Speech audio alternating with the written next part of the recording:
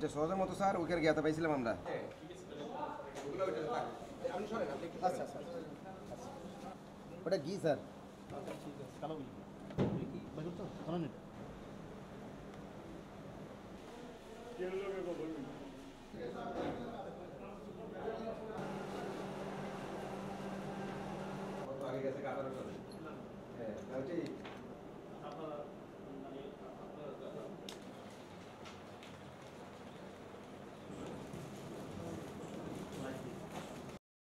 পুরান ঢাকায় অলিম্পিয়া বেকারিতে অভিযান পরিচালনা করি। দেখা যায় প্রায় 17 ধরনের মেয়াদোত্তীর্ণ কিছু কালার এবং ফ্লেভার পাওয়া যায়।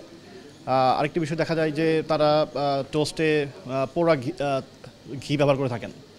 সেই বিষয়গুলো আমাদের নজরে এসেছে। এই প্রতিষ্ঠানকে 4 লক্ষ টাকা জরিমানা করা হয়েছে।